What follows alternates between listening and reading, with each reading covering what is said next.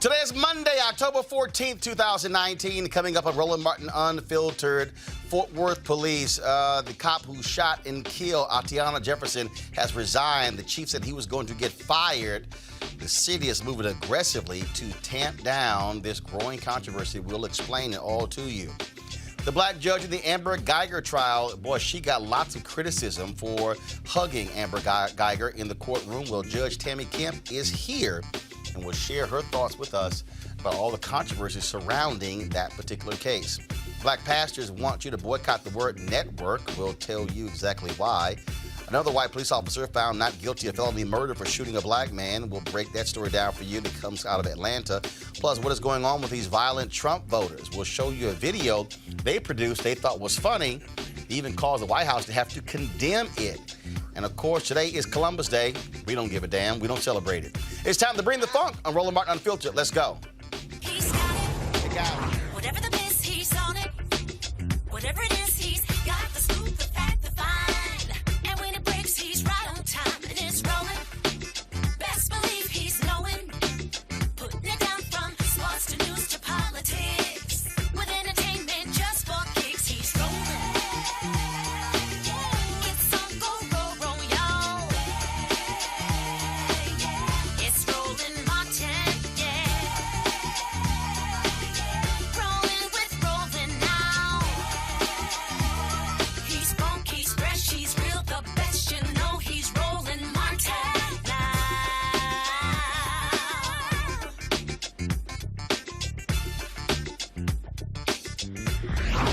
Martin. A white Fort Worth, Texas police officer who shot and killed a black woman over the weekend, he is no longer with the force. He resigned today, but the police chief there said he did so before he was going to get fired. Atatiana Jefferson was in her home shortly after 2 a.m. on Saturday night when a neighbor, James Smith, called police non-emergency number concerned and asked for a welfare check because he noticed her door had been open since around 10 p.m. He called to make sure she was all right. Unfortunately, she is dead. Of course, it was a tragic shooting that took place over the weekend. Police did not wait long to release the body cam footage that took place. We're about to show you this body cam footage. Warning you right now, it of course is graphic. We want to warn you, if you want to turn away, that's fine, go right ahead and do so. But this is what took place in Fort Worth shortly after 2 a.m.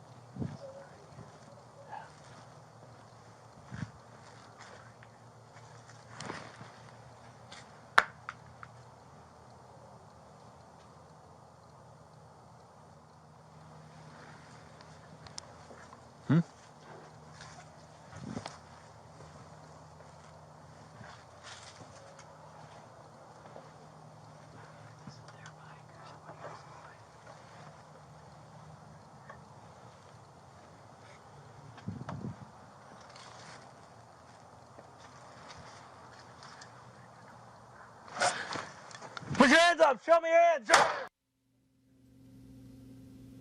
Aaron Dean on the police force, not even 2 years, never identified himself. He was standing outside of the home, fired through the window, killing Atatiana Jefferson. She was in her home, and she was playing video games with her nephew.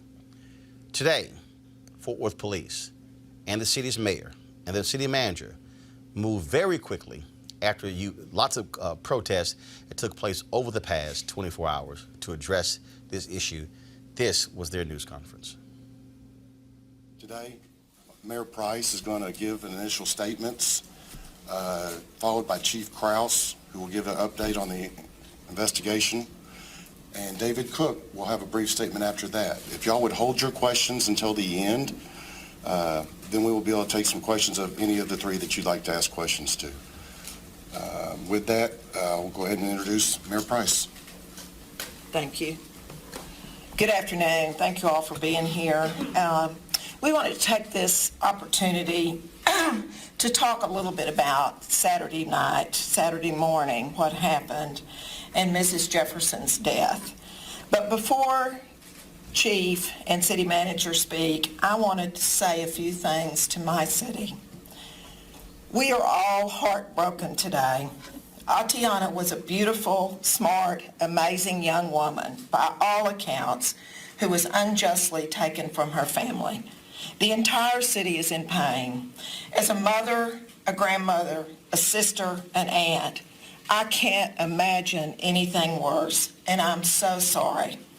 On behalf of the entire city of Fort Worth, I'm sorry. To Atatiana's family, it's unacceptable. There is nothing that could justify what happened on Saturday morning. Nothing. To Mr. James Smith, I know you're hurting today as well.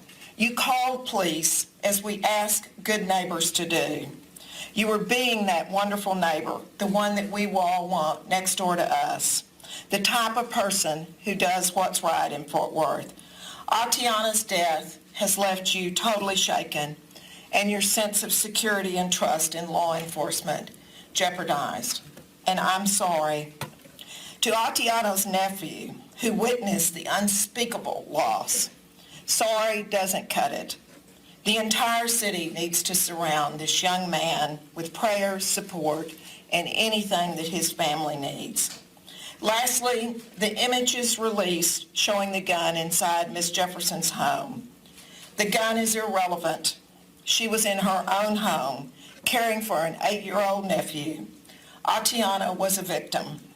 She was taken from her family in circumstances that are truly unthinkable. I'm listening and hearing our community, my home. There's heartbreak, but healing and renewal of trust will come. It'll take a significant amount of work from all of us, and it must be done day by day, a step at a time, action by action, and it won't stop until we have justice and closure for Atatiana's family, to rebuild a sense of trust for the community and with our police department. Mere words are not enough. We are taking immediate action. You will hear from the chief and city manager in a few moments. City leadership has set in place motions to bring a third-party panel of national experts to review this department. City Manager Cook will have more specifics for you in a minute. I would say, act justly, love mercy, walk humbly. Those words from scriptures are short and poignant on a day like today. Our community is mourning and hurting. Everyone expects justice, no matter how you define justice.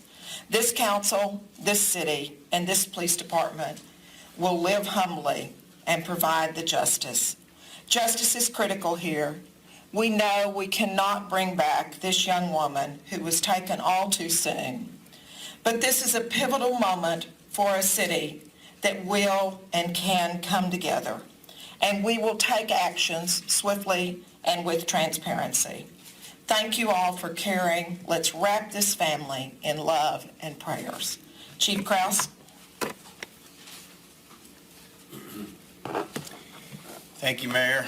Before I provide an update, I'd first like to extend my sincerest sympathies to the family of Atatiana Jefferson. Her father called this shooting senseless, and I certainly have not been able to make sense of why she had to lose her life. On behalf of the men and women of the Fort Worth Police Department, I'm so sorry for what occurred. You, Atatiana's family and friends, have my apologies, my condolences, and my prayers. We've received many calls from the community expressing their concerns and demands, and I assure you as chief of this department, I share those concerns and I demand a thorough, transparent, and speedy investigation. This will not be an opportunity for us to make excuses, but rather to investigate this case to the fullest, to provide the justice we all seek for Atatiana. Our officer-involved shootings are investigated by both our major case unit, which investigates the criminal aspect of the case, and our internal affairs unit, which investigates administrative policy and training violations. These investigations occur concurrently but separately. I will outline where we are with both investigations at this point. The Internal Affairs Unit responded to the scene of the shooting. Their role is to observe the on-scene investigation, but they take a back seat to the criminal investigation being conducted by the Major Case Unit.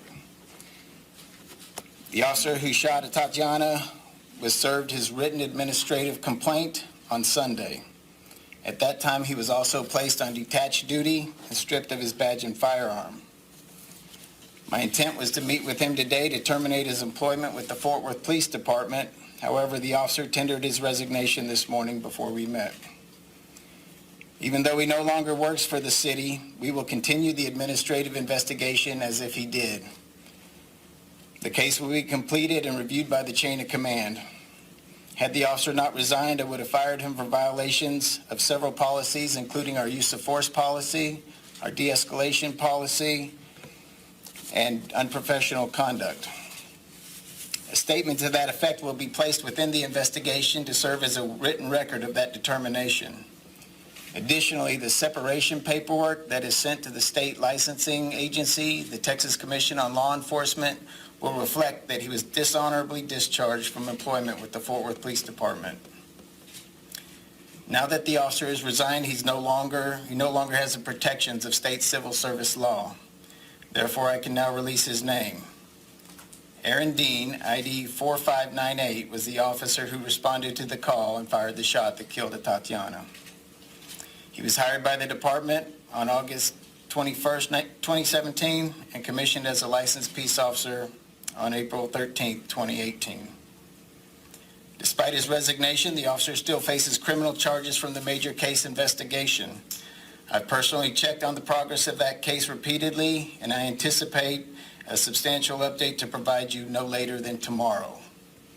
Additionally, we have also presented a preliminary case to the FBI to review the officer's actions for possible civil rights violations. None of this information can ease the pain of Atatiana's family, but I hope it shows the community that we take these incidents seriously. We will continue to provide updates as they become available. Thank you.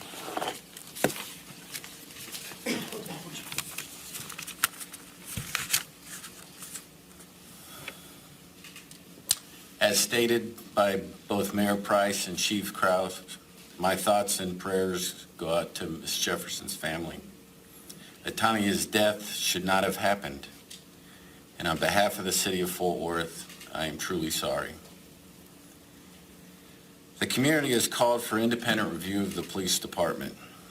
I would like to take a minute to provide an update on our process to bring on an independent police monitor, and that was a recommendation by the Race and Culture Task Force and approved by the City Council through the city's recently adopted budget.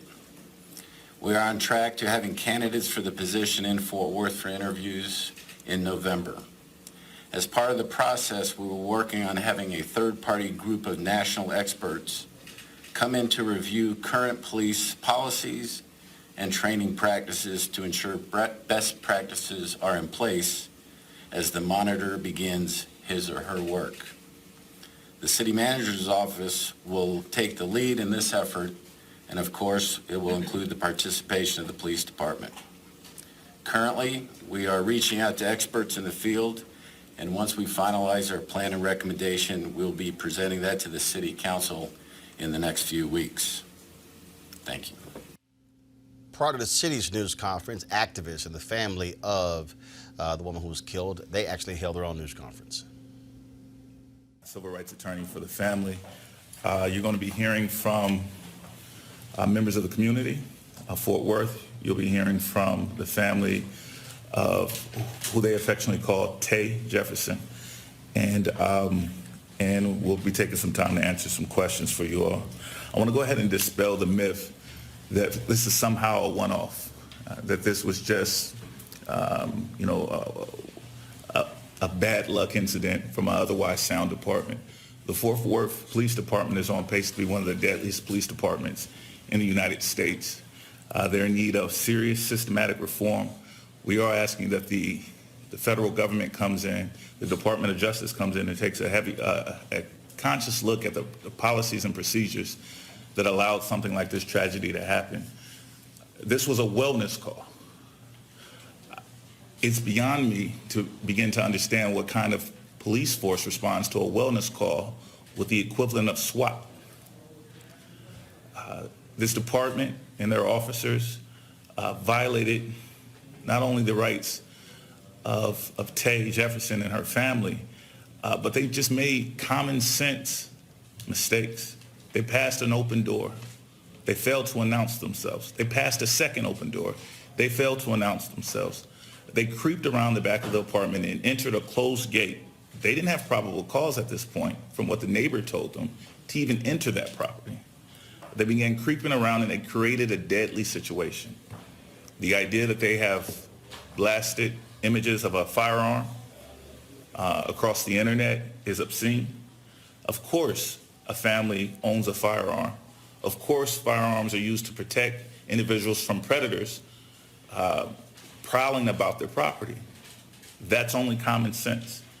They created a deadly situation, and they responded in a way that is not unique to the city of Fort Worth. In the last 6 months, they've had 10 officer-involved shootings, seven officer-involved deaths. That's more than most nations for a single city in Texas. It represents a serious problem that must be addressed. So, of course, this family is calling for the firing of this officer. That's benign. That's the least we should expect. They're calling for this officer to be vigorously prosecuted, to be appropriately sentenced. That prosecution, the investigation, should be handled by someone other than the Fort Worth Police Department, specifically the Department of Justice, the FBI, or worst case scenario, the local sheriff's department. Anyone other than the city of Fort Worth who is clearly incompetent to investigate itself should be called in. We expect this to happen immediately. This happened Saturday. Why this man is not in handcuffs right now is a source of continued agitation for this family and for this community, and it must be addressed. In a moment, you'll hear. All right, folks, the police department, even though the police chief spoke at that news conference with the mayor as well as the city manager, they held their own news conference. All right, folks, and so let me, well, first I thought we had the police department's news conference. Let's go to a couple of folks who are in Fort Worth. It's first off, we have, of course, Corey Hughes, community activist, as well as Pastor Rodney McIntosh. Corey, I want to start with you. Fort Worth's history. First of all, Fort Worth previously had a black police chief, and when they essentially fired him when he was seeking the Baltimore police commissioner's job. Here you have a situation where you've had multiple shootings take place. Now they're calling in monitors to or national experts to assess what's happening, what happened there. I mean, frankly, this should have happened before this fatal shooting. Yeah, absolutely, Roland. I think, just to be quite frank with you, I've spoken to former Chief Joel Fitzgerald a couple of times. And the reality is one of the reasons that they wanted to push him out is because I think in his own way he realized that he was fighting against a system that has been in place in the city of Fort Worth for a very long time. Anybody that knows anything about Fort Worth, Texas knows it's the good old boy system.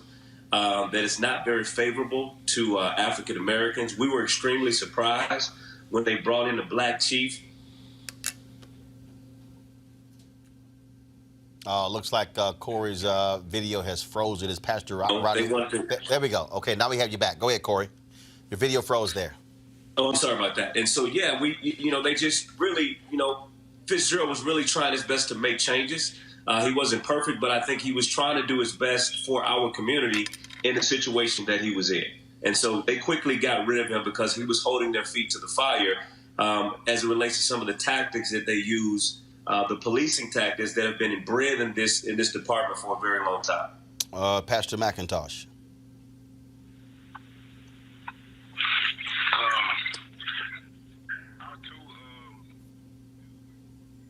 Folks, I can barely hear Pastor McIntosh.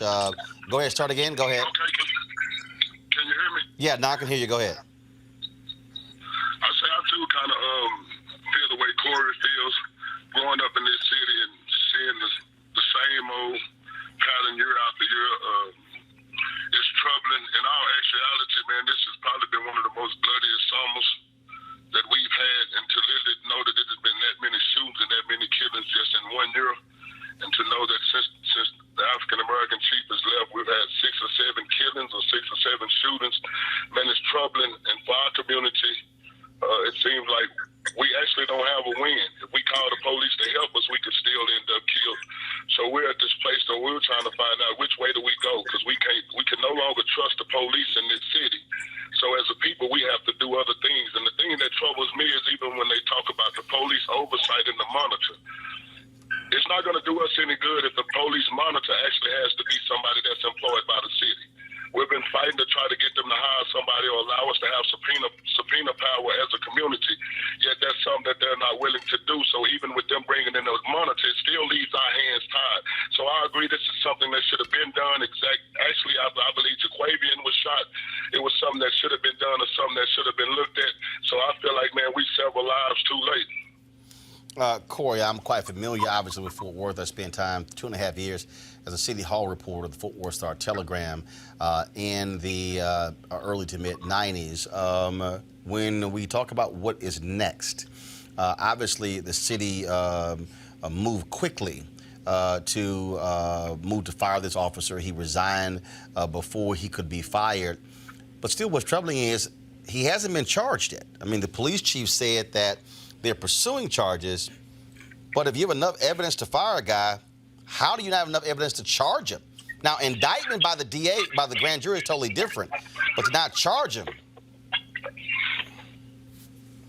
Corey, go ahead. Looks like we froze. Pastor McIntosh. Just want to get your thoughts there. That the officer has not been arrested yet. Yes, I know, and that also is amazes me or bothers me, because I agree with you. If you have enough evidence to fire, or if you can actually, even at the press conference, admit that he done something wrong, I'm trying to find out why he has not been charged either. But not only were we bothered about the fact that now he has not been charged, I'm also bothered by the fact that it took him this long to release his name, to release his identity, because in all actuality, I've spoken and I told him if somebody in our community would have did what he did, we would have knew all of that information within hours. So we got to find out what we can do to change these policies and these laws that allow them to be protected the way they are. Because he should have never been given the opportunity to resign. He should have been fired the next day, and he should have already been charged with murder. And I say murder because I don't want them to try to tell us that it was manslaughter, it was an accident. Man, you cannot come to somebody else's house and shoot in the window not knowing who you shooting at and take a life and expect us to continue to allow this to go on. So I totally agree with you. I wonder why he's not been charged with murder. And as a leader in our community, man, we're going to continue to fight and be consistent in our fight until we see them literally charge him with murder. And we're going to have to put pressure on our DA, too, because in all actuality, Fort Worth is a city that is not known for actually pressing charges against the Fort Worth Police Department. All right, then. Pastor McIntosh, Corey Hughes, we certainly appreciate it. Thank you so very much for joining us. I'm sure we'll be talking to you more in the next few days. I want to introduce our panel right now.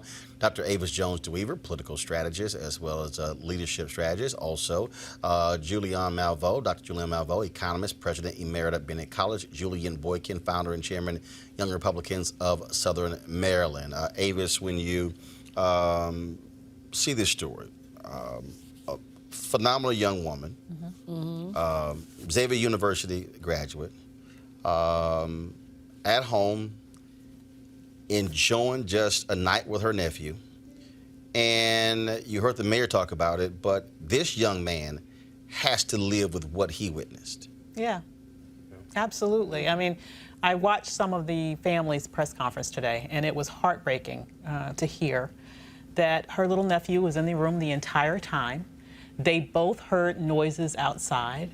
He wanted to look in the window, and she stopped him to go look in the window to investigate.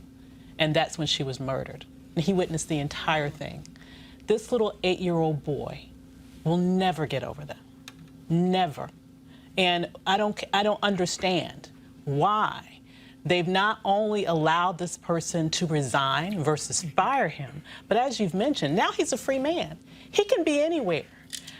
What's stopping him from leaving the state and fleeing? He needs to be arrested. He needs to be in jail now, because this was nothing but cold-blooded murder. Julie, on this cop, Aaron Dean, former cop, joined the force April 2018.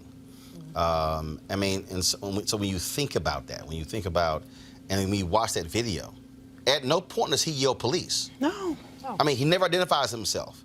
And if you're this woman, who the hell is outside of my house with a flashlight and a gun pointing into my home? Roland, 3 things. Number 1, we need to look at who is on the police forces. You have these people, he's young, it's not an excuse, but he's been there a year. He obviously has not been trained because he doesn't have any sense. How do you do that? That's 1, just a whole notion of police training. Number 2, Sister Girl was in her own self home.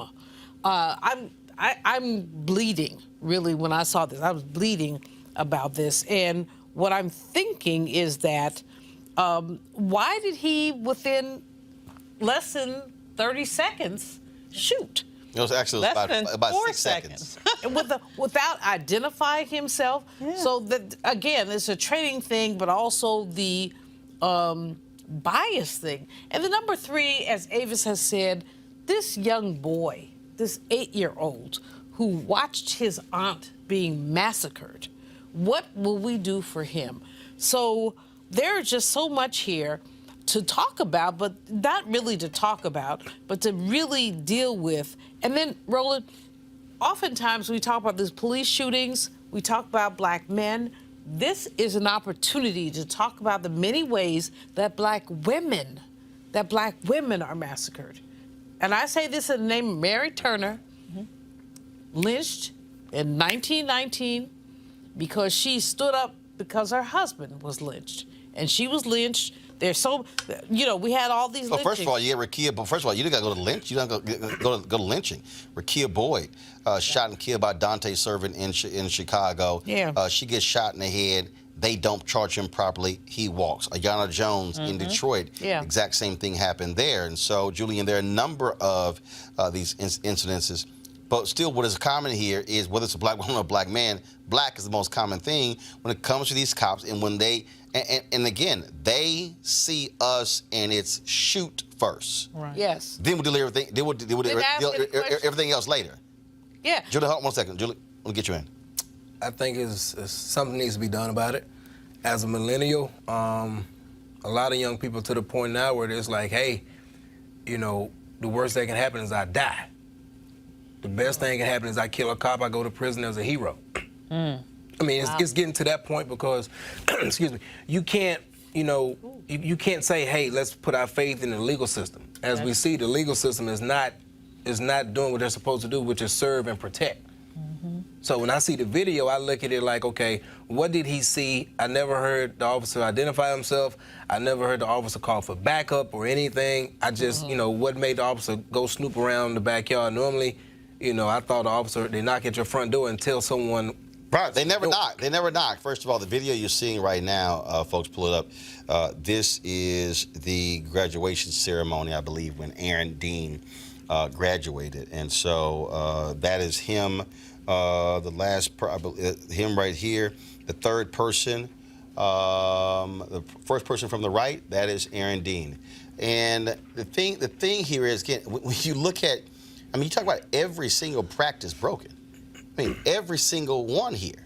Lee Merritt said it. You're entering property for no probable cause. Right. It's a wellness check. How do you not knock on the front door and say, anyone home?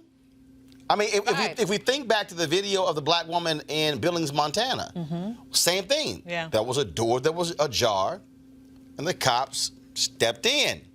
I mean, I'm just not understanding at 2 o'clock in the morning, if they say a door is ajar, you don't. How is that not your first move? Now, this whole what I did, you think if somebody's broke into, you're gonna scare the robbers or whatever? It's just and the guy, and of course the guy who called said it's been open since 10 o'clock. This is 2 a.m. That's 4 hours. Right. If the place got robbed, they're probably gone. No, I'm just saying they're probably gone. True. Yeah. But you know, Roland, the issue is that they went into a place where a black woman was, a black community, and did not do the appropriate warnings, which you would have done anywhere else. Put your hands up, I'm a police officer. You know, no, the man never said he was a police. He just massacred that woman. Massacred her. And you were outside the house, Ava. Yes. Wait a minute, you're outside the house firing into the house. And you don't even know who the hell you're firing at. You have no And idea. there's been no report that says a gun was raised. None of that. That's No, I'm just saying. exactly where I was going. Nothing. That's exactly where I was going. It is complete and utterly infuriating that the moment that they let this video out, which showed their incompetence, at the same time they released this picture of this gun that was supposedly found in her home. And I'm saying supposedly very intentionally, because we know that there are practices of police who keep extra guns in their cars all the time to plant in certain circumstances where they want to cover up what they did. But even if they didn't plant it, she has the right to Doesn't matter. own a gun and protect her home Especially in when she Texas. believes there are prowlers in her backyard. There's absolutely no excuse for what happened, and this man needs to be put under the jail right now. Now the question is, again, what is he going to get charged with? That's going to be the question. Will it be murder? Will you see that? That's going to be the question. We'll see what happens. Now the move is on the police department. Will they actually arrest Aaron Dean and charge him? Will he also be indicted by the Tarrant County grand jury? Don't forget, this is the same county that sent Crystal Mason to jail for 5 years for illegal voting. Let's see what happens to this cop. Got to go to a break. When we come back, we're going to talk with Judge Tammi Kemp. She, of course, was a judge in the Amber Guyger trial.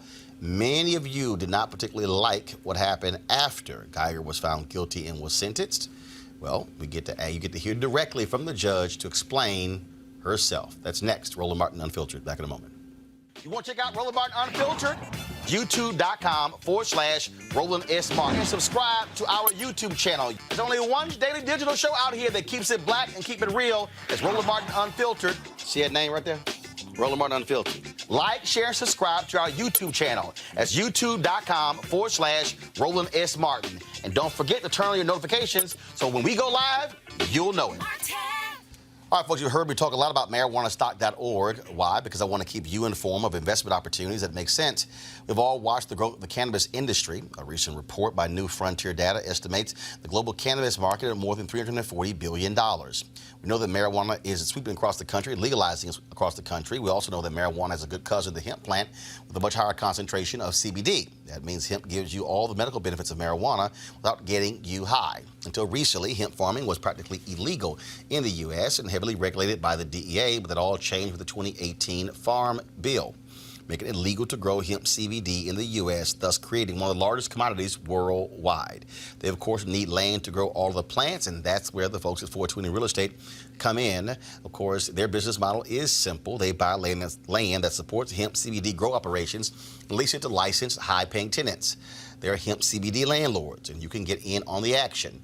What they've done for the folks who watch for Roland Martin Unfiltered is originally the minimum investment was going to be $500 for this crowdfunding campaign, but now it's $200. You can invest up from $200 up to $10,000. Again, this is a $340 billion global industry, and it is still growing. To invest, go to marijuanastock.org. It's marijuanastock.org. Get in the game and get in the game now.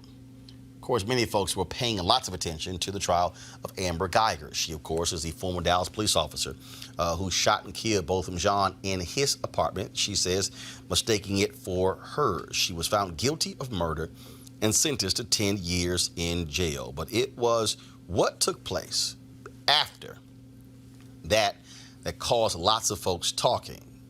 Judge Tammi Kemp was the one who was sitting on the bench presiding over this trial, and she, of course, has received lots of criticism, and so we talked to her, and she said, would love to come on and share her thoughts about exactly what took place in her courtroom. Judge Kemp, welcome to Roland Martin Unfiltered.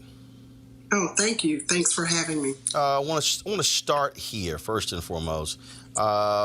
We started this trial off. It was very interesting because a lot of people who were talking about you initially when you showed disdain or disgust with the Dallas County District Attorney for giving an interview the day before the trial.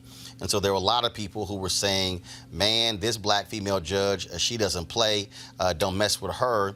And you go from that to by the end of this trial, you had folks who were calling you all sorts of names, who were calling you coon, who were calling you a sellout, who were saying that you were aiding and abetting white supremacy. How did you feel when this onslaught on social media, on radio, on television, all these different places where they were attacking you for what you did by showing, as you said this morning to be on the Tom Joyner Morning Show, showing compassion to Amber Guyger? Well, the good thing was I didn't hear any of the attacks. The trial concluded Wednesday afternoon. Thursday, I came into work to clean up some loose ends, and I went on a retreat to East Texas Friday morning. And I'm not on social media, so I did not hear the attacks. Saturday morning, when I was notified about the death of Joshua Brown, I was also told about the attacks on social media. And what I believed and thought was, I didn't realize that the victim impact statement had been aired on court TV, but nevertheless, I don't think the persons who were attacking me had witnessed the victim impact statement on court TV. Now, insofar as calling me a coon or a sellout, anyone that would say that about me does not know me. First and foremost, I'm a Christian. Then I'm an African American. And I don't think I behaved in any way that any other decent human being might not have behaved, confronted with the same circumstances. My courtroom has never been filled with the level of emotion that it was filled with during that victim impact statement. Brent John brought a level of humanity and compassion that was shocking, overwhelming, and just showed a level of maturity and grace that I hope to attain one day. First of all, I think for a lot of people folks who don't even follow trials, it's not as if people really understand how cameras are allowed into the courtroom, and that's most important. I think that's first.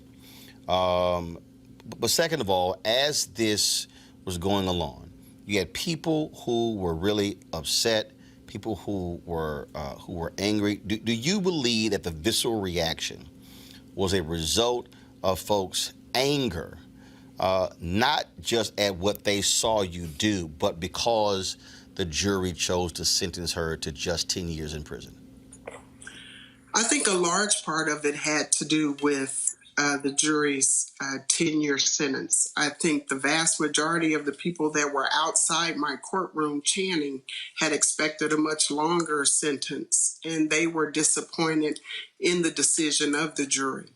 I think for a lot of people, in essence, we've taken someone who represented almost a perfect sacrifice in Mr. Jean, and then we have the police officer who has obviously caused his death.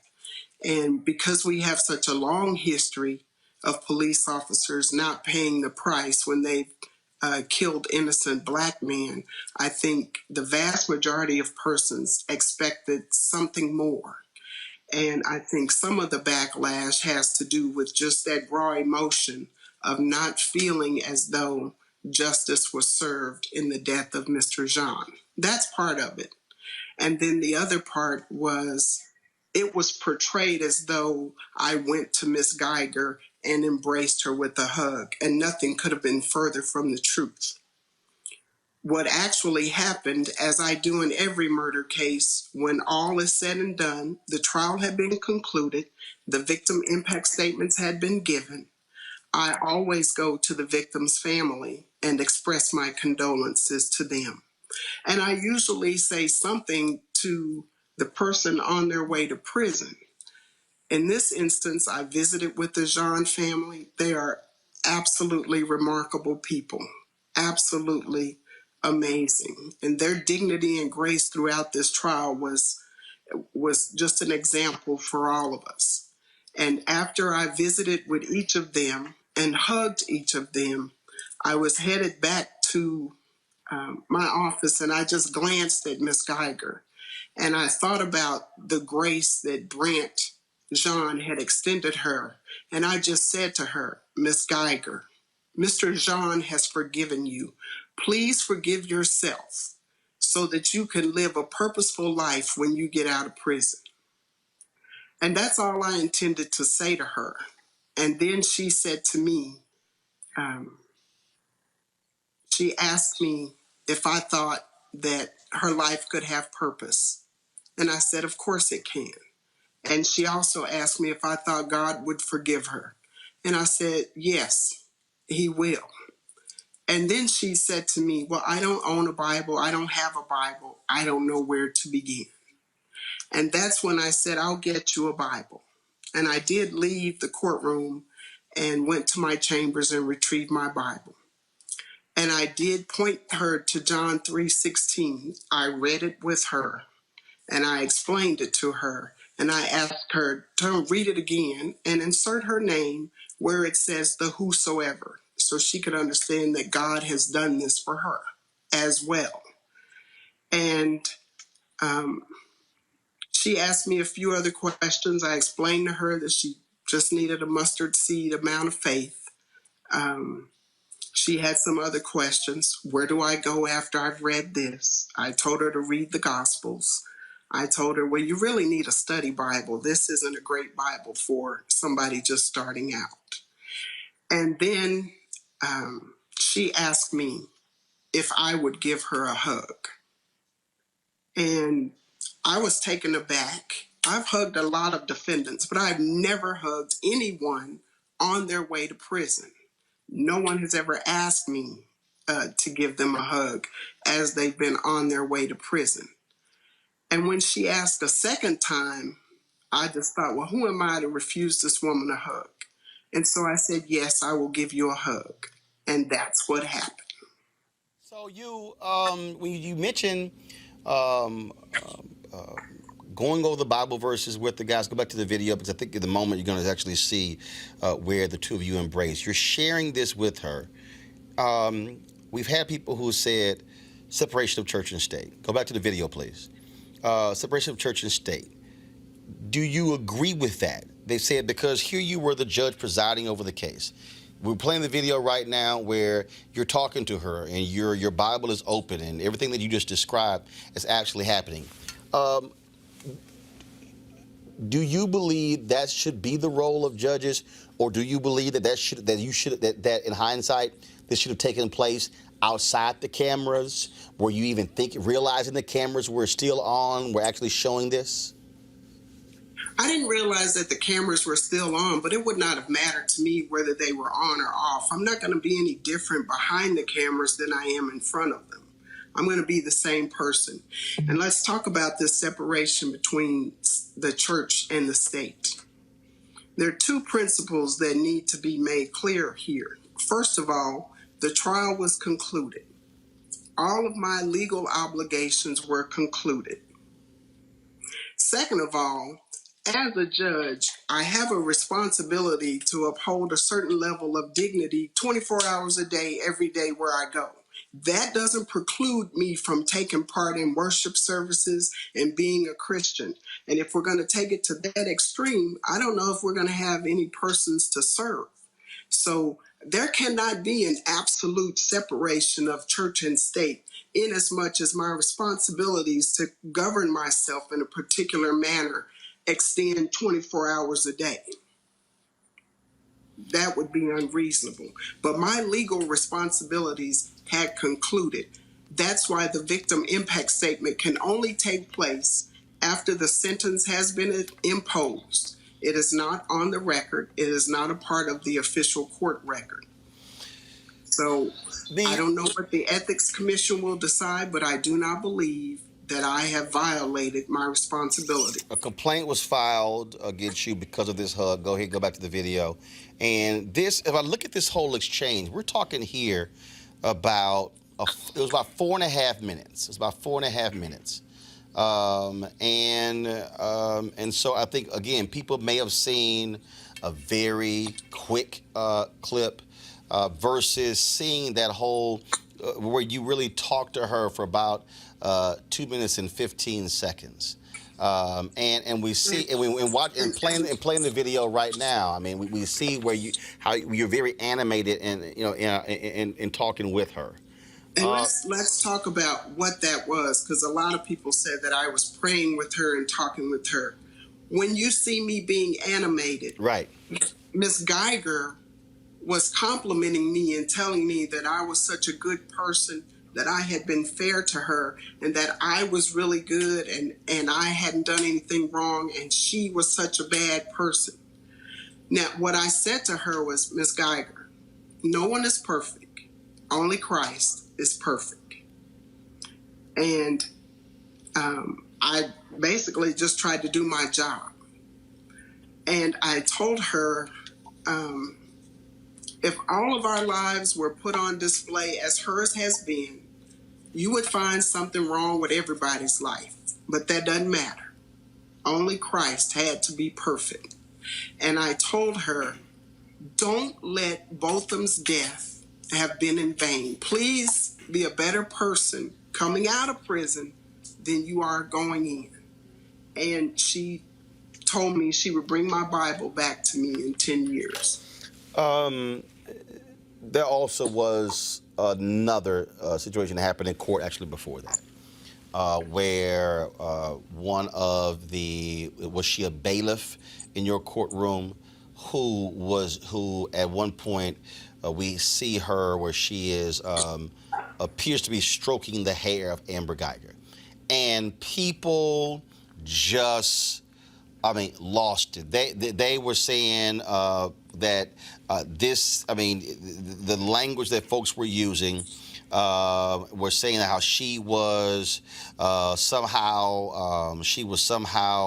aiding white supremacy, how she was wrong for this. There's all sort of vicious things that were being said.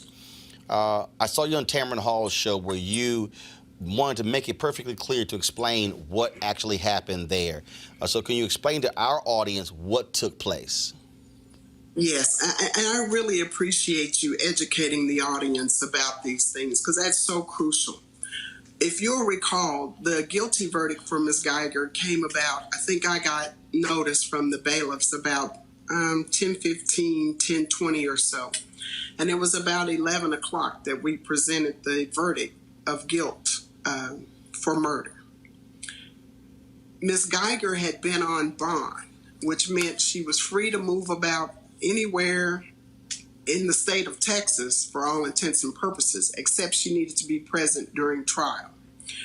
Immediately after that verdict came in, I issued an order holding her bond insufficient, which meant she was no longer free to walk about. But I also gave the attorneys a 2-hour lunch break. And I knew that, generally speaking, to process her through the Dallas County Jail would be about a 3-hour time commitment. So I asked the bailiffs if they could get permission to keep Ms. Guyger in the courtroom and not process her until the end of the day. They did, and I limited her movements. What you see, and I don't know what court TV broadcast, because I wasn't privy to it, But what you will see, if you were able to see it all, is that female bailiff, who happened to be an extra person coming to work in my court. She belongs to another court, but she gave Ms. Guyger the equivalent of what you or I might have received should we be going through TSA. She patted her down, her entire person. And what you see when you say she's stroking her hair is her checking her hair for paraphernalia and or weapons. We have all manner of weapons and drugs and other paraphernalia taken into the county jail. And so any woman and or man who's booked in, their hair will be searched. If you have a wig on, it will be removed. If you have extensions, they will be examined. Your hair will be gone through to make certain you don't have any weapons or other paraphernalia that's entering the jail. And that's what you saw that bailiff doing. And again, what was I mean, when you heard it, and guys, go back to it. I mean, you had people who were calling her a mammy, and they were. I mean, how did she take all of this? How did she deal with all of this? That you could talk to her? Did you communicate with her? Actually, shortly after this happened, one of the bailiffs came to my chambers and said, "Judge, there's a social media outlash about this particular bailiff having stroked Amber Guyger's hair." And they wanted to be certain that I communicated to Sheriff Marion Brown that I had requested that Amber Guyger be detained there, because they knew a thorough search could not have been done.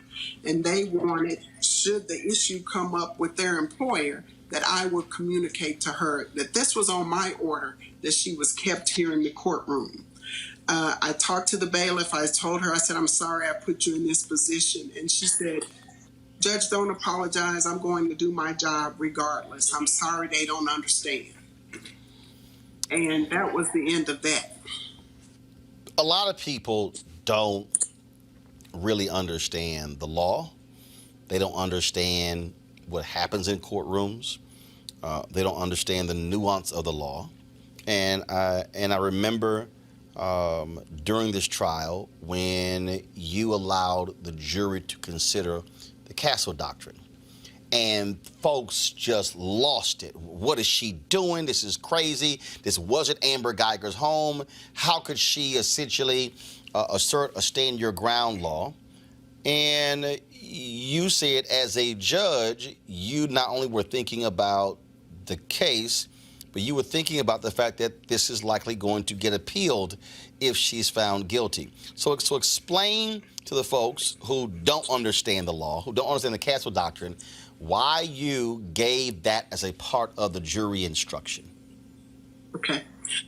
Well, I'm going to talk about the Castle Doctrine generally, okay, because I can't talk about the case specifically. Right.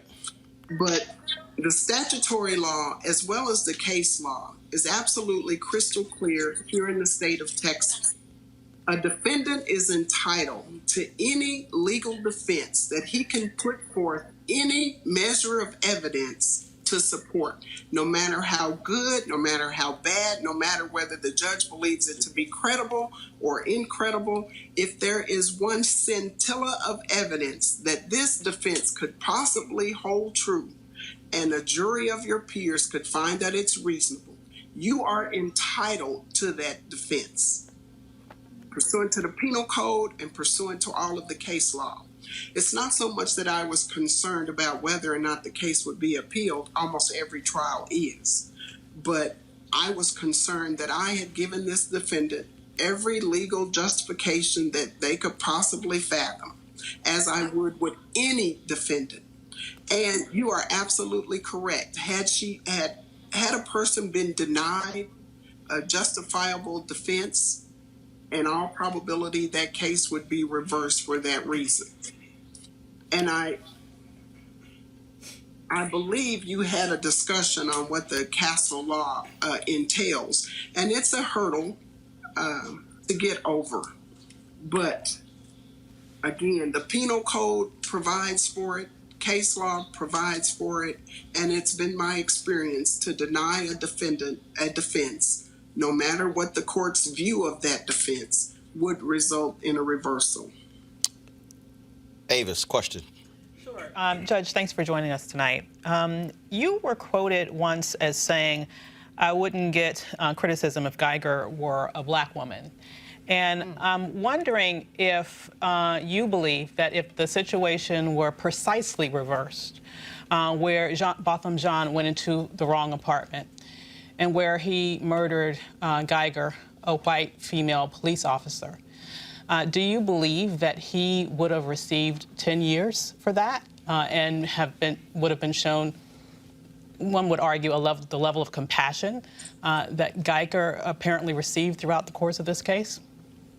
I have no idea what a jury might have done in punishing that scenario, just as I had no idea what this jury would have done in punishing Ms. Guyger.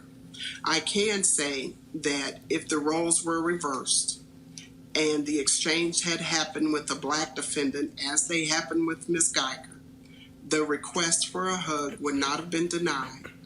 The discussion about the Bible would have been conducted the same way. I would not have done things differently. I have no idea what a jury might have done. I have no idea. Julian. Sora, I appreciate you. I realize that you're someplace between a rock and a hard place. At the same time, there are African-American men and women who get more time for less modest crimes. How do you deal with that? Because I just have a problem with it.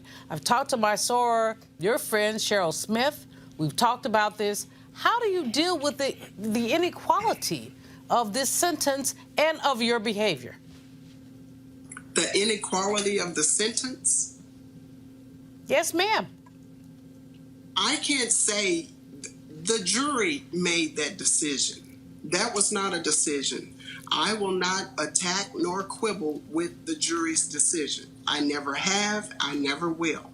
The jury listened to all of the evidence, they arrived at their verdict, and I accept their verdict. But you chose to walk down to hug that woman. I understand your explanation, but for many of us who find her behavior repugnant, it seemed that you co-signed her behavior. To believe that I co-signed her behavior is abominable. We talk a lot about reforming the criminal justice system and to see the person beyond the act. Amber Guyger's acts were horrific. The jury reached their verdicts, both on guilt for murder and assessing the punishment. But Amber Guyger will rejoin our society in 10 years or less. And Amber Guyger, I pray, will come out a different person than what she went in. And the other thing I'd like to say is we talk a lot about criminal justice reform. And I hope that reform will require us to look at the person as well as the acts. We need to punish the acts. And if the person is going to rejoin our society, we want them to be better than when they went in. I hope and pray. Because we do not want them to continue to prey upon our communities. Julian. And let me say one last thing. I come down off that bench in every murder case and address every victim's family and every defendant. Usually I just simply say to defendants, on a number of occasions, family members have forgiven defendants. And I usually say the same thing. They forgive you, forgive yourself, and come out better than you're going in. And let this be your last contact with the criminal justice system. Julian? Judge Kemp, thank you for your service. I support you in what you've done. I will say you can't deny God. I mean, sometimes as a society, we try to remove God from many, many things. And I believe this is an example of God using you when you got up and you gave her a hug, you comforted her, you brought her Bible. you know, I think we should have compassion. As people, we should have compassion for others and remember that at the end of the day, God has the last say-so in the final judgment. So it's not man or woman that's going to have the last say-so. My question to you would be, what factors, and if you can't answer the question, I understand, what factors go into a sentencing as far as you have a range of Ms. Guyger's what she can be sentenced to? You have a minimum, you have a maximum. What factors go into that to determine a fair and reasonable amount of time? Well, here in Texas, the range of punishment for murder is from 5 years to 99 years or life in prison. And of course, the jury could assess a fine not to exceed $10,000. And this, generally speaking, the state tries to bring all of the bad acts and prior felony and misdemeanor offenses that they can identify to present to a jury so that they can demonstrate the person's history with the criminal justice system, if there is any. And then the defense has an opportunity to bring in as many people as they can gather to demonstrate that this person has some redeemable value or has done good things and that they're a good person. And not uncommon, we had both of those things done in this case. And I don't know where it is the jury, why they were swayed one way or another. I know the state asked for 28 years. I don't know how the jury arrived at 10.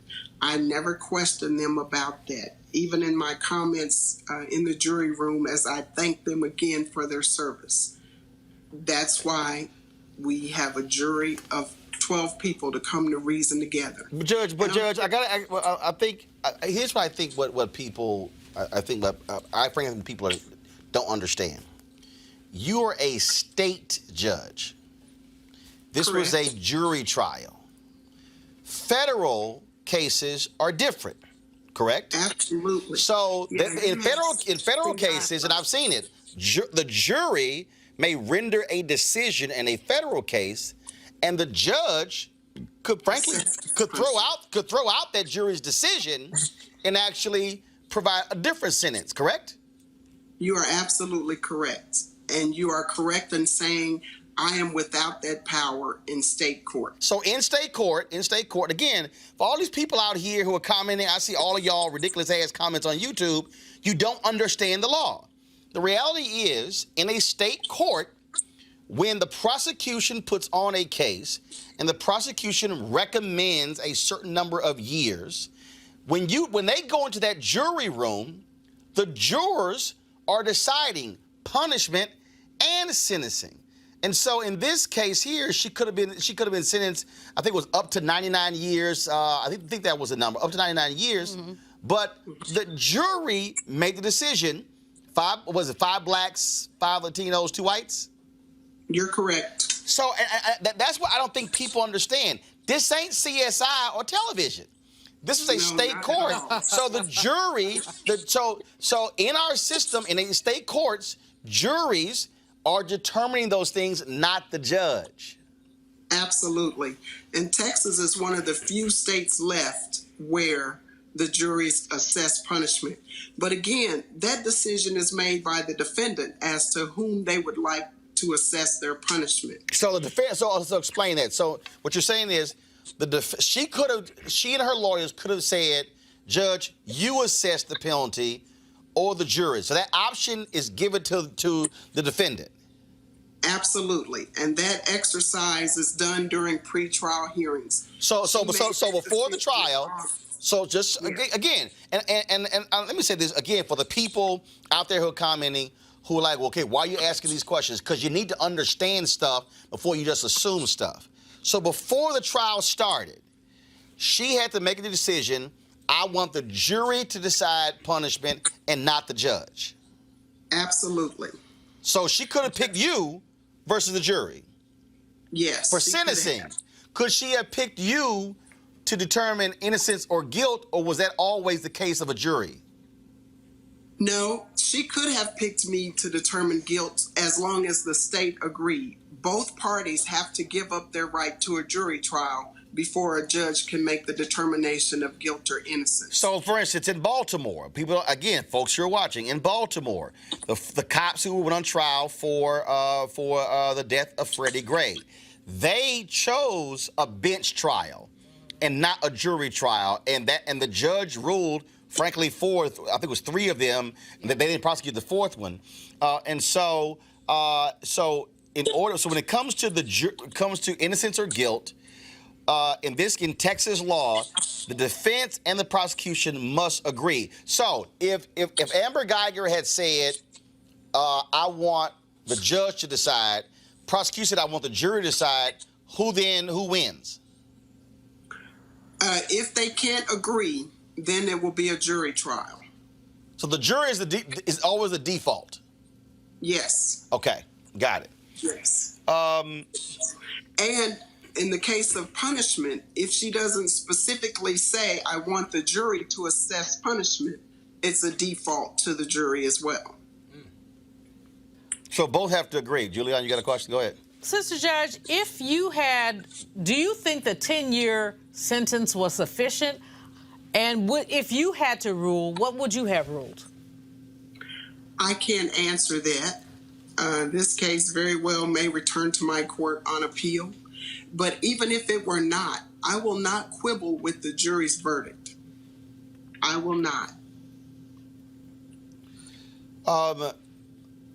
Last question for you, Judge. When we look at these cases, do you believe that people are actually learning more about the nuances here? So, for instance, in other cases, I think back to other cases that have taken place where, especially when a police officer is on trial, there were a lot of people who were thinking that the prosecution overcharged by going for murder. You have cases where it's negligence, where you have homicide, where you have, manslaughter. You have all kinds of different charges. We're dealing with the case in Tarrant County right now as well, with the sister who was shot and killed by a police officer over the weekend. We're about to talk about another story coming up out of Atlanta, where the officer was found not guilty of murder, but he was found guilty on some other charges as well. And I remember being at the church rally there in Fort Worth after both of John was killed, and folks were just pressing the then Faith Johnson, who was then the DA, to try for murder. But again, what you often hear from these prosecutors is that, look, when you go for something along those lines, once it goes into the jury's hands, you don't know how they're going to respond, whether or not you frankly overcharge or not. But do you believe that people are getting a better understanding of the nuance of this legal system, and it's not as cut and dry as person gets shot, killed, murder, done, that's it, you're going to go away from life? Do you think that they're actually learning and understanding the nuances of this legal criminal justice system? I think they only understand the nuances if, such as your show, you take the time to explain the nuances, because so many people think it will unfold like it unfolds on television. And we have 50 different states with 50 different jurisdictions. Because frankly, one of the other issues we had in this trial was no one paid attention, but during the punishment phase, there was an instruction about sudden passion. Now, I want to talk about that, not specific to Amber Guyger, but sudden passion was a move where if you believe that the accused acted on the provocation of someone else and that there was a sudden passion that provoked them to commit the act, then the punishment range could be reduced. Now, the state and the defense agreed to put that in the charge. I don't know that it belonged, but that was an agreement with. But there are so many different nuances. Hold on, right there. So explain that. So if the prosecution and the defense agree, you can't overrule them. You have to go along with that agreement? For some issues in the charge, I do. Got yes. it. Got it. For example, somebody might be charged with murder, and somebody might absolutely testify, I intentionally and knowingly shot them and intended to kill them. But both sides go, okay, well, let's also include a lesser included of manslaughter. There hadn't been any testimony about something being reckless, haphazard, but they can agree that they want to put a lesser included in the charge. Judge Tammi Kemp, we appreciate you joining us and spending this amount of time sharing your thoughts in this particular case.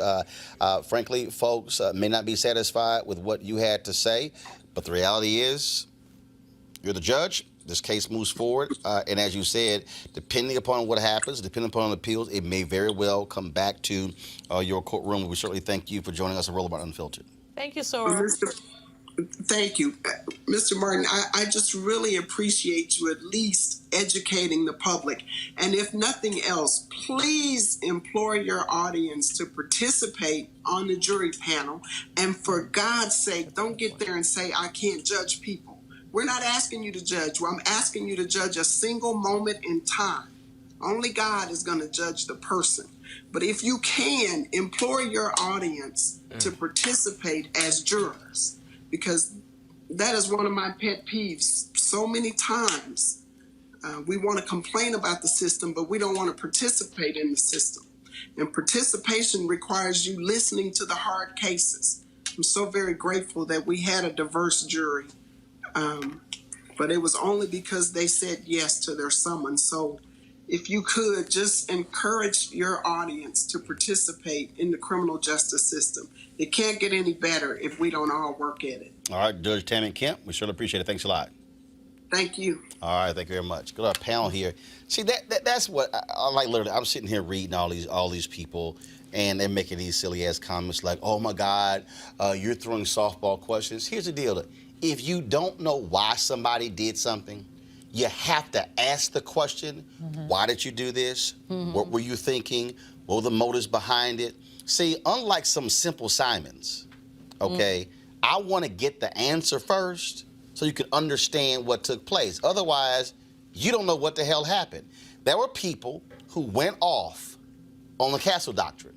All these non-lawyers, folks who ain't never been in the courtroom, were going off not understanding why. Not understanding background. And again, that's what happens when you're ill-informed and you're just sitting at home just commenting on stuff and not really understanding what actually happens in these cases. I go back to the Rekia Boyd when she was shot and killed. When Dante Servin went to court, the judge said the prosecutors charged him with the wrong crime.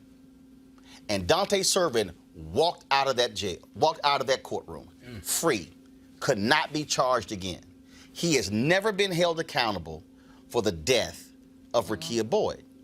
And so when folks demand certain indictments, they're not understanding the nuances of the law, because if you're a prosecutor, your job is to get a win. Right. What you don't want to do is, as some say, overcharge. Many believe, Avis, that Angela Corey overcharged George Zimmerman, that she purposely positioned that as opposed to saying, let me charge to ensure he go to jail, and he walked. Yeah, I mean, honestly, she threw the case. I mean, that's so honest. That's so easy to see that she threw that case. But I believe with this one, the reason why this has people so deeply touched and moved and angry, and I would argue rightfully angry, is because people are examining this issue in the broader context of what we know is real as it relates to this criminal justice system. And the fact that this gentleman was completely innocent, the fact that you had a neighbor who videotaped her immediate reaction, in which her compatriots in the police force took her video, squashed it, and that woman has now been fired from her job. And the fact that 2 days after she was sentenced to just 10 years, the main person who testified against her in court ends up executed, which if you believe somebody drove all the way from Louisiana to Texas to buy some weed, I have some swamp land I need to sell you. I mean, just because I'm paranoid does not mean there aren't people who are out to get me. And so although people may have been jumping to some conclusions with this, the reasons why they did that are based in fact, historic fact, and contemporary fact as it relates to how the Black community is consistently faced with injustice in the criminal justice system. And so there is zero to none trust when we talk about the system. The point that she made about juries was absolutely correct, Julianne, because I get sick of all these people out here bitching and moaning about unjust jury decisions. And we had Ben Crump on here. We've had numerous lawyers on here who said, y'all don't know what it feels like to walk into that courtroom and all I see are white folks serving on juries. And all I see are Black folks trying to kill themselves to get out. Now, totally understand the sacrifice when it comes to serving on juries, when it comes to making money and income, but here's a reality. First and foremost, I think back to Reverend Jackson when he was in Ferguson. All these young brothers were on the corners talking about one they were saying all the civil rights leaders need to go to hell. Reverend Jackson said, let me ask y'all a question. How many of y'all want to see the cop get indicted for killing Michael Brown? They're like, oh yeah, how many of y'all want to see the cop get convicted? He said, how many of y'all are registered to vote? None of their hands went up. He said, you know, you got no shot at being on the jury if you ain't registered to vote. Right. You know, they had no idea. That's how you affect change. They had no idea. And you know, that, I think that the Sister Judge, Mansour, mixed feelings, but the whole issue of us serving on juries is extraordinarily important. Absolutely. And so often we just deflect that thing. So we could make a difference. Folks mad she got 10 years. 5 Blacks, 5 Latinos, 2 whites. If you didn't have 5 Blacks and 5 Latinos, could have been worse. Or she might have gotten off completely. Yeah. See, I mean, again though. I mean, but the issue. You don't know what happens in that jury room. No, you never do. But the issue really, there are a couple of takeaways from this case, and one of the takeaways is where we are in registering, voting, and jury selection. And so you have anybody who's hollering about I don't like. Oh no. Registering, voting, jury selection. And for the people who don't want to see Black prosecutors, you need to see. Yeah. Thank you. See, Yeah. all of the Kamala haters, all of the Marilyn Mosby haters, all of the people who act like no one should ever be a DA. No, you can't be out here yelling and screaming for there to be justice if you don't, and then if you don't have prosecutors who are not owned and operated by the police union. So you know what? Part of the issue, of course, prosecutors' job is to prosecute. But so all these people who are like mad at Kamala, get over yourselves. But prosecutors' job is to prosecute, and they have discretion. What happened to Aramis Ayala in Florida? She says, I am not going to prosecute any death penalty cases. Governor Rick Scott got mad as hell, pulled out of her different cases. You see what happened with marijuana convictions. Cook County jails are down 19% in terms of incarceration because of Kim Foxx being the district attorney. And so again, I'm saying all of this because it is frustrating, and again, for the people who are sitting here, oh my goodness, that was too much nuance, why were you walking through that sort of stuff? Because the criminal justice system is not cut and dry. Because it's the not criminal simple. justice system is not about justice. And the other thing is that we make these comparisons between jurisdiction and jurisdiction as if they're the same. They're not. Right. So we get these, well, this one got 10 years and this got 10 years. Well, if that was California, that was Florida. So that's something we have to pay attention to, too. But the bottom line is there's insufficient participation of Black people in the political process. And that insufficient participation leads us to insufficient outcomes. Folks, a former police officer in Georgia, I want to go to this story real quick. A former Georgia police officer found not guilty of murder on Monday, more than 4 years after he killed a naked, unarmed black man who served in the military who was mentally ill. A jury in DeKalb County found Robert Chip Olson guilty of aggravated assault, making a false statement, and 2 counts of violation of oath, but acquitted him on 2 felony murder charges. He faces up to 35 years in prison and is due to be sentenced on November 1st. Judge Letitia Dear Jackson said he can remain out on an $80,000 bond until then, though he will have an ankle monitor and be subject to a curfew. Olson was charged with killing Anthony Hill, a 26-year-old Afghanistan war veteran, in March of 2015. Julian, real quick, that's the point there. Again, police officer kills a man in this case. Juries make different decisions. True. They do. I mean, I think more African Americans, this should be a wake-up call for a lot of us. You need to be registered voters, because it's not just about voting, it's also about, hey, you can go and be a juror and see that justice is served. As we see right here with this case, we had 5 blacks, you had 5 Hispanics. Can you imagine if it was an all-white jury? And what the outcome would have been? Yeah, we can. How about the case in Connecticut where, of course, the police officer, a brother was kneeling down, hands up, and he was kneeling down, and he got to his knees, and the cop kicked him in the head, knocked him unconscious. Clear on the video. Brother made no move towards the cop. He was just going down. Jury found that cop not guilty. That's what happens. And so that's the case. All right, folks, got to go to a break. We come back. A group of black pastors say it's time to boycott the Word Network. We'll find out why next Roland Martin Unfiltered. You want to support Roland Martin Unfiltered? Be sure to join our Bring the Funk fan club. Every dollar that you give to us supports our daily digital show. There's only one daily digital show out here that keeps it black and keep it real as Roland Martin Unfiltered. Support the Roland Martin Unfiltered daily digital show by going to RolandMartinUnfiltered.com. Our goal is to get 20,000 of our fans contributing $50 each for the whole year. You can make this possible. RolandMartinUnfiltered.com.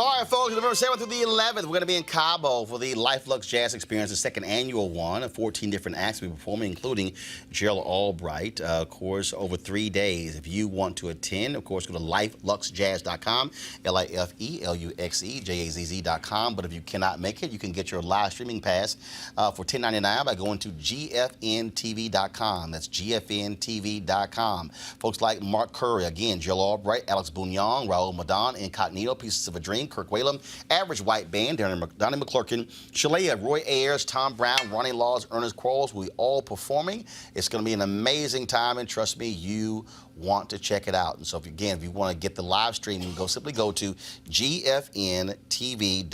That's GFNTV.com to get the live stream pass for those 3 days. All right, folks, more than 100 prominent black clergy have signed a petition calling for a boycott of the Word Network after Kevin Adele, the network's white owner and CEO, was accused of racial insensitivity.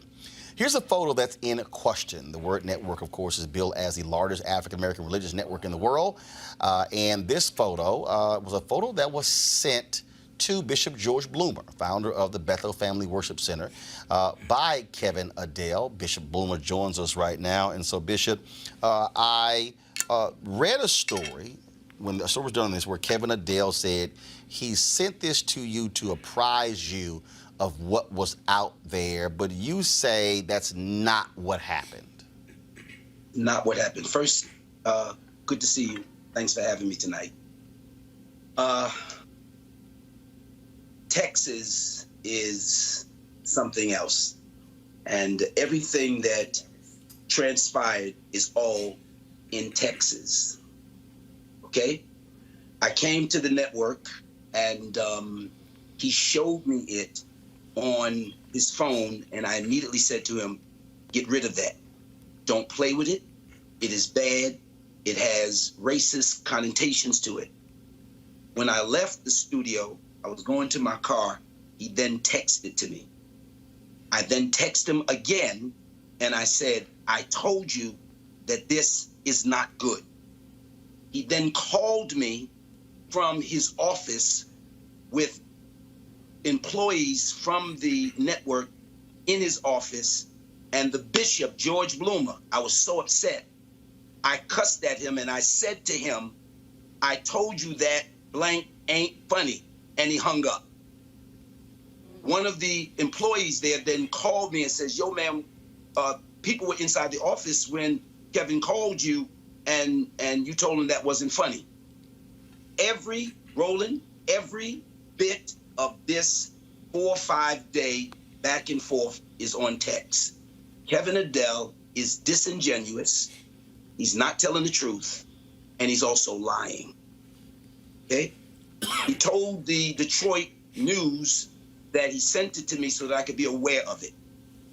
Okay? But he also sent this to me so that I could be aware of it. Let me find it. And I'm gonna send these things to you, Roland. Let me see, I can set it up first.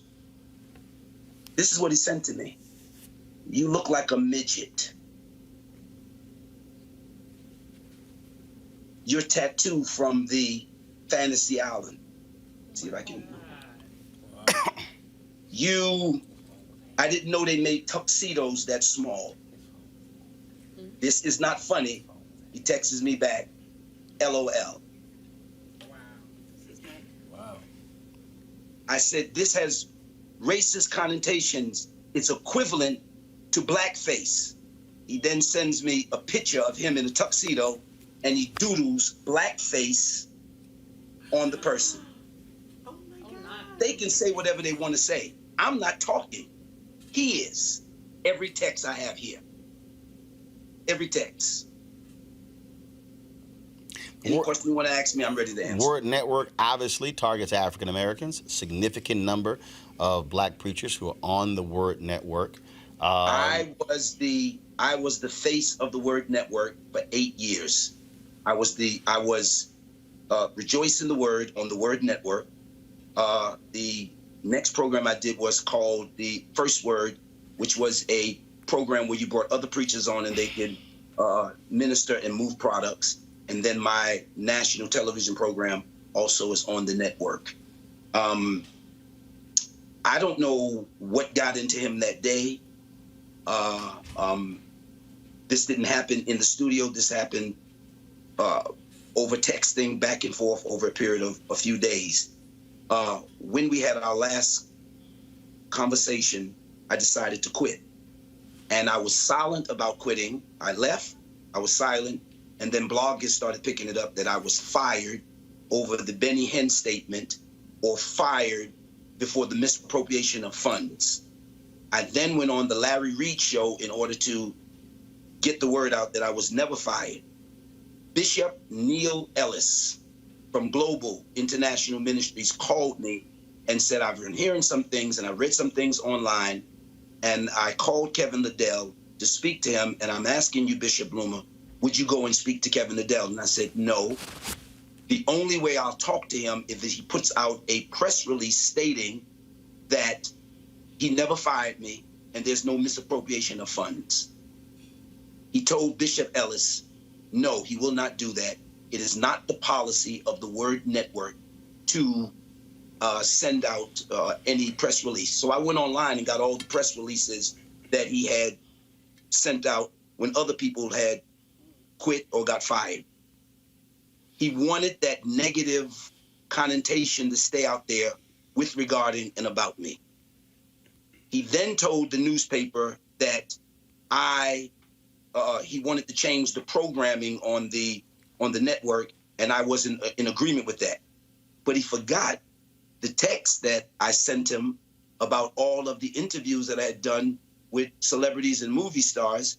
He forgot the text that I have where I built the studio at our church so we can do 2 shows in North Carolina and 2 shows in Detroit. He forgot all those things, and I have all those texts. So I have texts going as far back as the beginning of the year. My show only aired 3 times this year, January, May, and September. This guy is a liar, and I want to talk about it. What do you want to happen next? A letter was put out as well. Are you calling on some of the bigger names who have their programming on the Word Network to pull their programming? And again, for the folks who don't know, these pastors are paying the Word Network to air their services, correct? That's correct. Yeah. Mm-hmm. That's correct. And were you paid by the Word Network? Were you an employee of them? What was your financial arrangement? I wasn't an employee. I wasn't an employee of the Word Network, but I got free programming from my television programs. Got it. And then my books and tapes and so on and so forth like that, I would receive residuals that goes back to my ministry from that. But I wasn't on the payroll. I didn't get a check or anything like that. What has been the response from other preachers? Have they responded to what you? Oh my God! I didn't start the boycott. I didn't. I'm glad they started one, but I didn't start the boycott. I worked very, very, very, very, very hard to be an honest guy. And that's the truth. And I just can't let him, soil me and dog me like that. And that was it. At a later date, Roland, I'll share some other things, but I just wanted to clear that. Jamal Bryant was quite silent on this matter. And I called him and I said, your silence is questioning me, would make me question your activism. And he said, well, he was just hearing some things, he's taking things into consideration and what have you. And he did a show. And it's online, and he got up there and he began to talk, and he shared how that I had quit and I left the Word Network. But at the end of his statement, he said something that wasn't correct. He said, and after I quit, I went back and I did my final show, which was a lie. That never, ever happened. I called Jamal and I said, Jamal, this is not correct. This is not right. Jamal then did a retraction to what had happened. And I said this to Jamal. I said, you didn't make that up. Someone said that to you. So I know that there's a campaign to make things look like it is something that it isn't. And you asked me what I want out of this. I want the money that is owed to me, and it's a lot. How much? And How much? I would say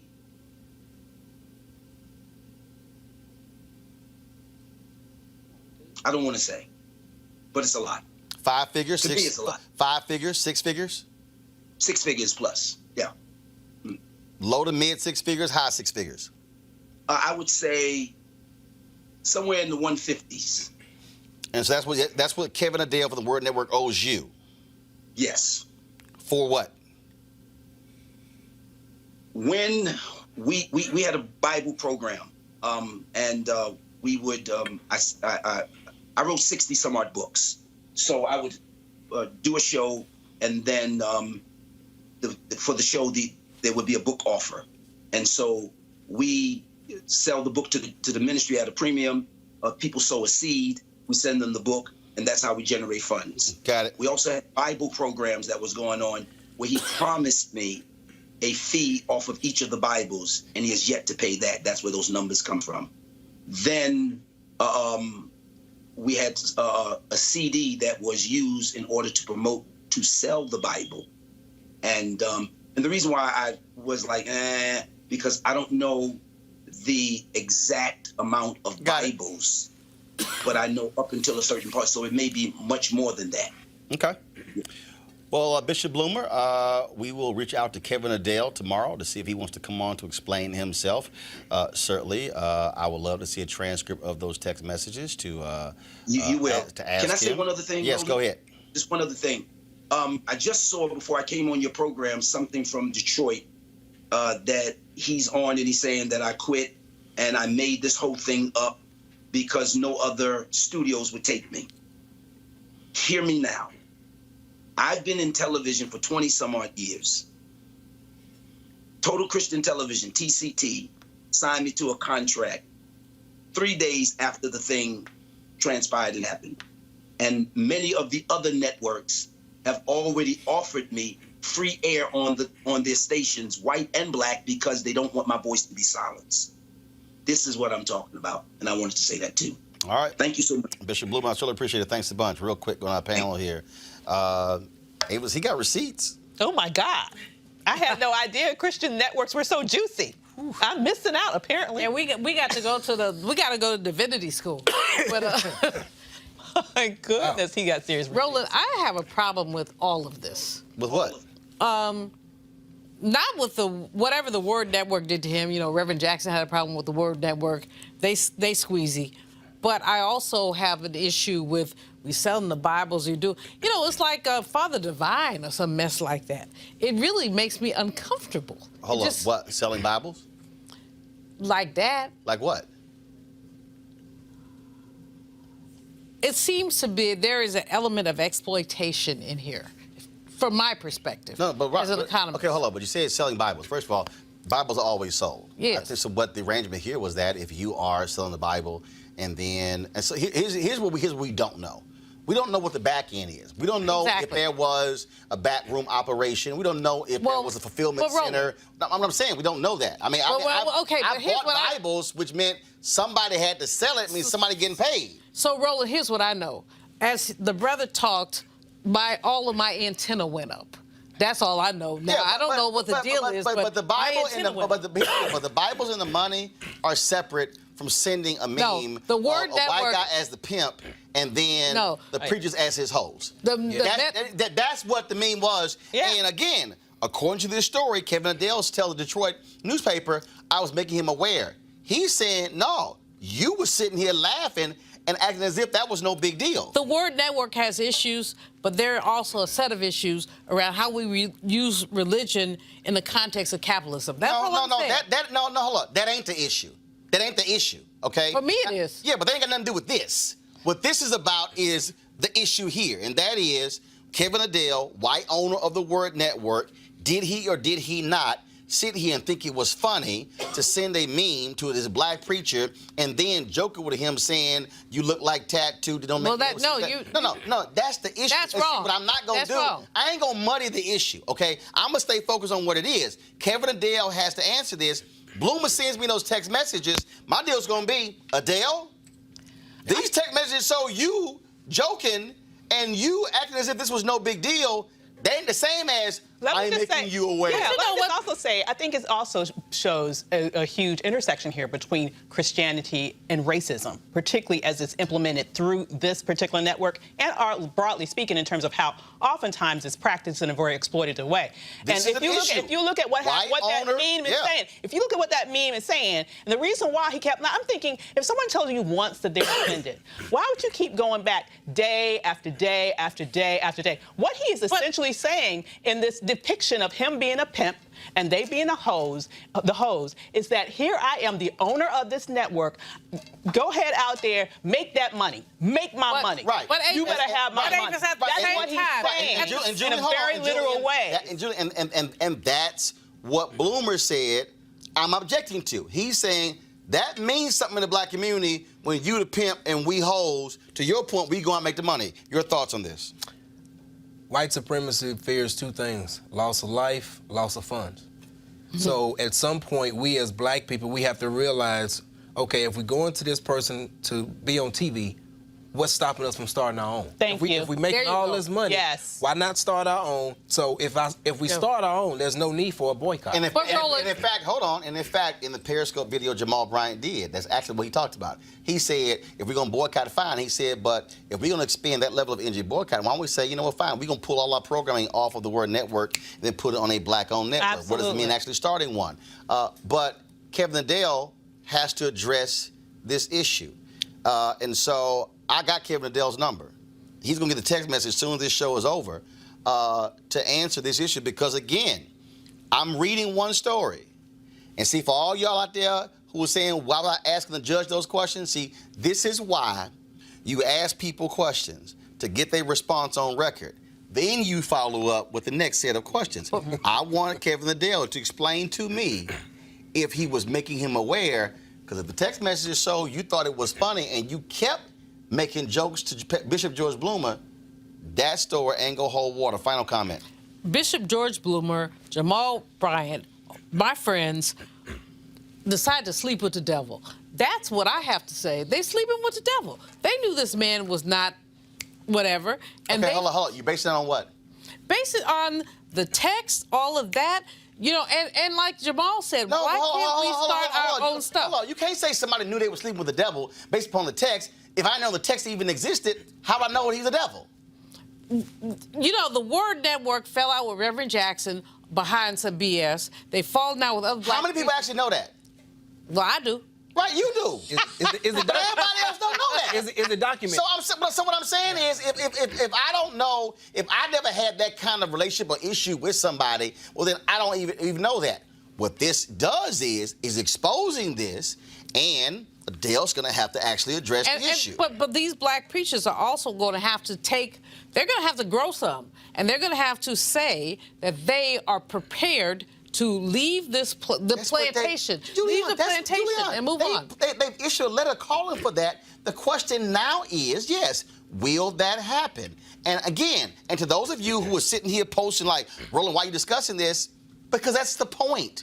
Because if I ignore the issue, then it gets no oxygen. Then folks don't know.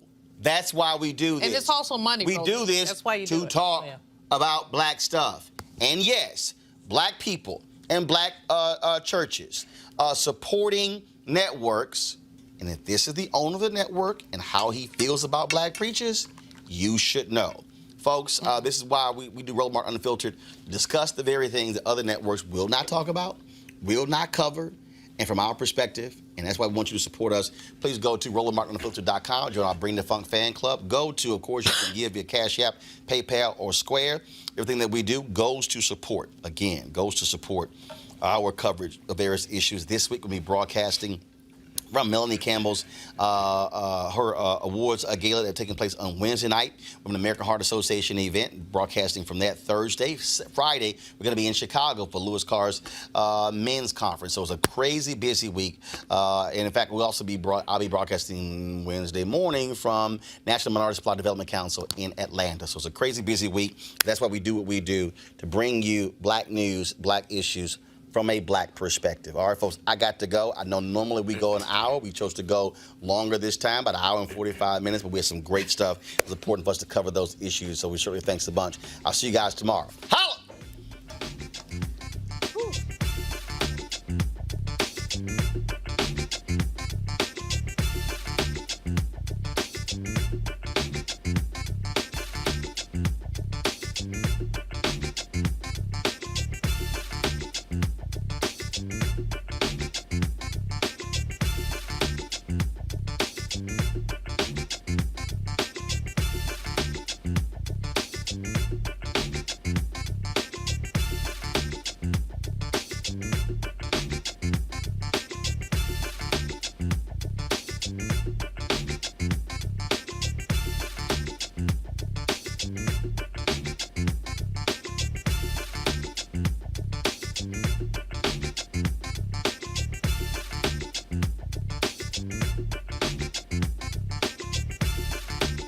You want to check out Roland Martin Unfiltered? YouTube.com/Roland S. Martin. And subscribe to our YouTube channel. There's only one daily digital show out here that keeps it black and keep it real. It's Roland Martin Unfiltered. See that name right there? Roland Martin Unfiltered. Like, share, and subscribe to our YouTube channel. That's YouTube.com/Roland S. Martin. And don't forget to turn on your notifications so when we go live, you'll know it. Hey everybody, this is Sherry Shepherd. You're watching Roland Martin Unfiltered, and while he's doing Unfiltered, I'm practicing the wobble. Yes, I am. Because Roland Martin's the one, he will do it backwards, he will do it on the side. He messes everybody up when he gets into the wobble, because he doesn't know how to do it, so he does it backwards. And it messes me up every single time. So, I'm working on it. I got it. You got Roland Martin. Hi, my name is LaToya Luckett, and you're watching Roland Martin Unfiltered. What's going on, everybody? It's your boy Mac Wiles, and you are watching Roland Martin Unfiltered. What's up, y'all? It's Ryan Destiny, and you're watching Roland Martin Unfiltered. What up, Lana Well, and you are watching Roland Martin Unfiltered.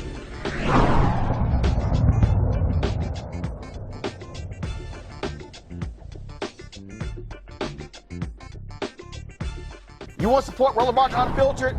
Be sure to join our Bring the Funk fan club. Every dollar that you give to us supports our daily digital show. There's only one daily digital show out here that keeps it black and keep it real as Roland Martin Unfiltered. Support the Roland Martin Unfiltered daily digital show by going to RolandMartinUnfiltered.com. Our goal is to get 20,000 of our fans contributing $50 each for the whole year. You can make this possible. RolandMartinUnfiltered.com. Hey fam, want to check out Roland Martin Unfiltered, the blackest show on all of digital, cable, and broadcast. Check out our audio podcast. There's only one daily digital show out here that keeps it black and keep it real as Roland Martin Unfiltered. Press play.